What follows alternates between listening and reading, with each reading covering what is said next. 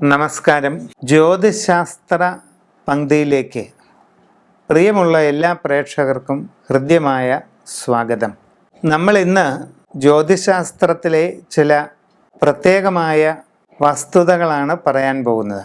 നക്ഷത്ര ജ്യോതിഷം അഥവാ സ്റ്റെല്ലാർ അസ്ട്രോളജിയുടെ വിവിധ വശങ്ങളാണ് നാം ഇവിടെ പറയാനായിട്ട് പോകുന്നത്.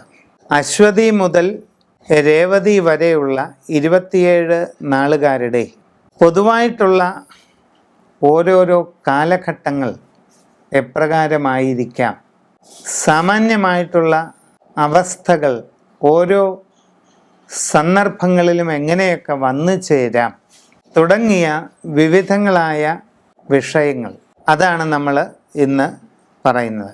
നമ്മൾ 27 നാളുകളാണ് നക്ഷത്ര ജ്യോതിഷത്തിൽ ഉള്ളത്. ലൂനാർ അസ്ട്രോളജി അഥവാ ചാന്ദ്ര ജ്യോതിഷത്തിൻ്റെ ഭാഗമാണ് ഇവ. നിരയന ജ്യോതിഷമെന്നും പറയും. നക്ഷത്രങ്ങളെന്ന് പറയുമ്പോൾ നമ്മൾ ആകാശത്ത് ഇങ്ങനെ കൺചിമ്മി തെളിയുന്ന ആ കാണുന്ന വെറും നക്ഷത്രങ്ങളെ പറ്റിയിട്ടല്ല പറയുന്നത്.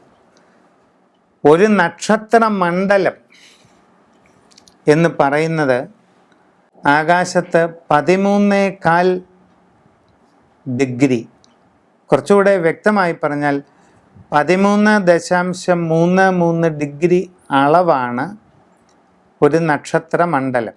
ഭൂമിക്ക് ചുറ്റുമുള്ള അന്തരീക്ഷ മണ്ഡലത്തെ ഒരു പരിപൂർണ വൃത്തമായി പരിഗണിച്ചാൽ ആ വൃത്തത്തിൻ്റെ ഗണിതപരമായ അളവ് 360 ഡിഗ്രിയാണ്. അങ്ങനെയുള്ള വൃത്താകൃതിയിലുള്ള അന്തരീക്ഷ മണ്ഡലത്തിൽ 30 ഡിഗ്രി വരുന്ന ഒരു ദൂരപരിധി, അതിനെയാണ് ഒരു രാശി അഥവാ ഒരു രാശി മണ്ഡലം എന്ന് പറയുന്നത്. അങ്ങനെ 12 രാശികൾ, 30 ഡിഗ്രി അളവ് വീതമുള്ള 12 രാശികൾ ചേരുമ്പോൾ ഒരു രാശിചക്രം, വൃത്താകൃതിയിലുള്ള ഒരു രാശിചക്രം പൂർത്തിയാകും. ഇത് കൂടാതെ 360 ഡിഗ്രി അളവുള്ള രാശി വൃത്തത്തെ 27 ചെറിയ ഭാഗങ്ങളായിട്ട് വിഭജിച്ചാൽ ആ ഓരോ ഭാഗവും 13.33 അളവുള്ള ഒരു മേഖലയായിട്ട് വരും. ആ ഒരു മേഖലയാണ് ഒരു നക്ഷത്ര മണ്ഡലം. ആ ഒരു മേഖലയിൽ കാണപ്പെടുന്ന കോൺസ്റ്റലേഷൻസ്, താരാപഥങ്ങളുടെ വ്യൂഹം, അവയെ അടിസ്ഥാനമാക്കി അതിന് പേരുകൾ നൽകിയിരിക്കുകയാണ്. അപ്പോൾ ഭൂമിക്ക് ചുറ്റുമുള്ള വൃത്താകാരമായ മണ്ഡലത്തിൽ 13.33 ഡിഗ്രി അളവ് വരുന്ന ഒരു മേഖലയാണ് ഒരു നക്ഷത്ര മണ്ഡലം. അശ്വതി, ഭരണി, കാർത്തിക, രോഹിണി എന്നറിയപ്പെടുന്നത് ഈ നക്ഷത്ര മേഖലകളാണ്. ഈ ഒരു നക്ഷത്ര മേഖലയിലൂടെ ചന്ദ്രൻ കടന്നു പോകാൻ എടുക്കുന്ന ഒരു കാലയളവാണ് ഒരു നാൾ. അത് ശരാശരി 60 നാഴിക അഥവാ 24 മണിക്കൂർ കൊണ്ടാണ് ഒരു നക്ഷത്ര മേഖലയിലൂടെ ചന്ദ്രൻ കടന്നു പോകുന്നത്. ഇതിനെയാണ് നമ്മൾ ഒരു നാൾ എന്ന് പറയുന്നത്. ഇതാണ് നക്ഷത്രങ്ങളെ പറ്റിയിട്ടുള്ള ഏറ്റവും അടിസ്ഥാനപരമായ കാര്യം ചുരുക്കി പറഞ്ഞത്. ചോതി നക്ഷത്രമാണ് അടുത്തത്. നക്ഷത്രാധിപൻ രാഹുവാണ്. രാഹുദശയിലാണ് ചോതി നക്ഷത്രം ആരംഭിക്കുന്നത്. രാഹുദശ ആകെ 18 വർഷമാണ്.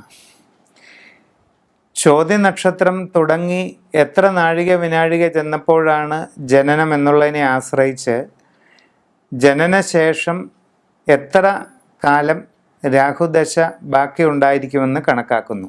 ചോതി നാളുകാർക്ക് ശൈശവകാലം രാഹുദശയിലൂടെ കടന്നു പോകുന്നതിനാൽ ബാല്യാരിഷ്ടതകൾ അഥവാ ശൈശവ ക്ലേശങ്ങൾ കൂടുതലാകാനൊരു സാധ്യതയുണ്ട്.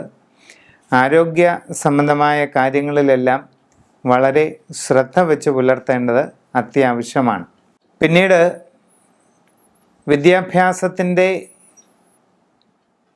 മധ്യകാലഘട്ടം, ഹൈസ്കൂൾ കാലഘട്ടമാകുമ്പോഴേക്കും വ്യാഴദശ ആരംഭിക്കുന്നതിന് ഉള്ള സാധ്യതയാകുന്നു. വിദ്യാഭ്യാസത്തിൻ്റെ ഉപരിപഠന ഘട്ടങ്ങളും തൊഴിലന്വേഷണം ആരംഭിക്കുന്നതായ ഘട്ടവുമൊക്കെ വ്യാഴദശയിലായിരിക്കും. അതിൻ്റേതായ ഗുണങ്ങളാവക കാര്യങ്ങളിൽ അനുഭവപ്പെടുകയും ചെയ്യും. പഠനകാര്യങ്ങളിലെ മന്ദതയെല്ലാം മാറി വളരെ ജാഗ്രതയോടുകൂടി വളരെ കാര്യക്ഷമതയോടുകൂടി നേട്ടങ്ങൾ കൈവരിക്കുന്ന കാലഘട്ടമാണ് ചോദ്യനാളുകാരുടെ ഉപരിപഠന കാലഘട്ടം. യൗവന മധ്യം ആകാറാകുമ്പോഴേക്കും അഥവാ യൗവനാരംഭം കഴിയുന്ന കാലഘട്ടം എത്തുമ്പോഴേക്കും വ്യാഴദശയും തീർന്ന് ശനിദശയിലേക്ക് കടക്കുന്നതായ സ്ഥിതിവിശേഷത്തിലെത്തും.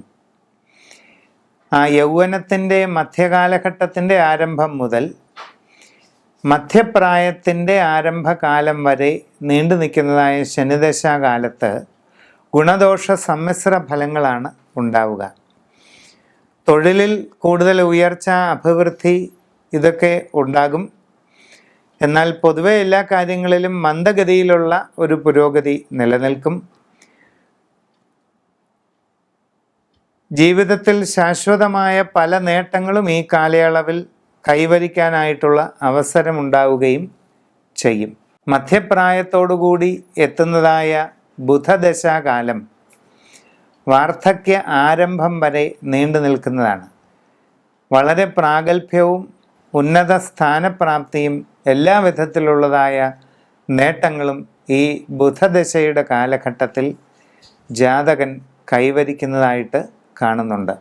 ബുധന് ശേഷം വാർദ്ധക്യത്തിൻ്റെ പാരമ്യതയിൽ വരുന്ന കേതുദശ പൊതുവെ ശ്രദ്ധിക്കപ്പെടേണ്ട ഒന്നാണ്.